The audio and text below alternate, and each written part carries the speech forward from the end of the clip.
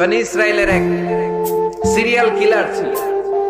সহিহ বুখারীতে এসেছে, সে এত হত্যা করেছে, হত্যা করতে করতে করতে 99 জন মানুষকে সে সিরিয়ালি মার্ডার করে ফেলেছে।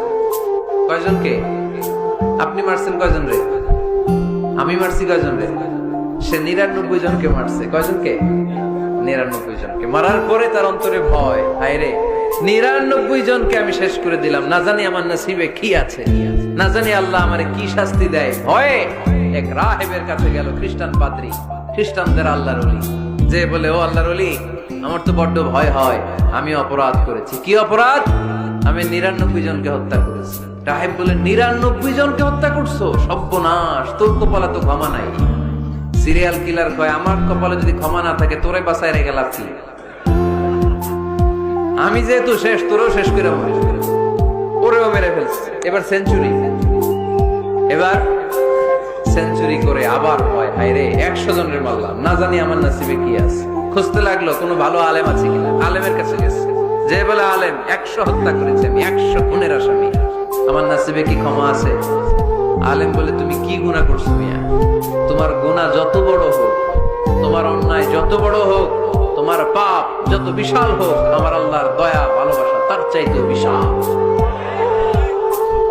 তুমি একটা ভালো জায়গায় যাও, এই এলাকাটা ভালো না, এখানে সব জালিমদের বসবাস, তুমি ভালো মানুষদের এলাকায় চলে যাও, সেখানে যে তওবা করো। লোকটার অন্তরে ভয় এসেছে, তওবার নিয়ত করেছে। বাসায় যে কাপড় চোপড় ব্যাগের ভেতরে পড়ে ঘর থেকে বের হওয়ার সাথে সাথে মালাকুল মাউত এসে রূহ কবজ করেছে। ফাজাআত মালাইকাতুর রাহমা ওয়া মালাইকাতুল আযাব, রহমতের ফেরেশতারা আসছে, আযাবের ফেরেশতারা আসছে। রহমতের ফেরেশতারা বলে, যেহেতু রিয়েলাইজেশন আসছে, ভালো পথে যাওয়ার ইন্টেনশন আসছে, আমরা রূহ নিব। আযাবের ফেরেশতারা বলে, না, এখনো তো ভালো হইতে পারে নাই, 100টা খুনের বিষয়টা সহজ না, 100 জন মানুষকে হত্যা করেছে, তার রূহটা আমরা নিয়ে সিজিনে ঢুকাবো।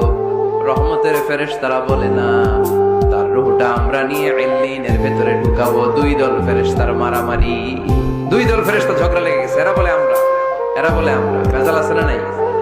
আল্লাহ বলে, ধাক্কা ধাক্কি আর ঝগড়ার দরকার নাই, ফিতা দিয়ে মাপো।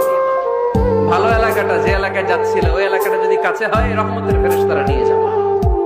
খারাপ এলাকা যদি কাছে হয়, আযাবের ফেরেশতারা নিয়ে যাবে। খারাপ এলাকা নাকি কাছে, নাকি অনেক কাছে? একেবারে কাছে, ঘর থেকে মাত্র বের হয়েছিল, ঠিক কিনা? আর ভালো এলাকা তো অনেক দূর।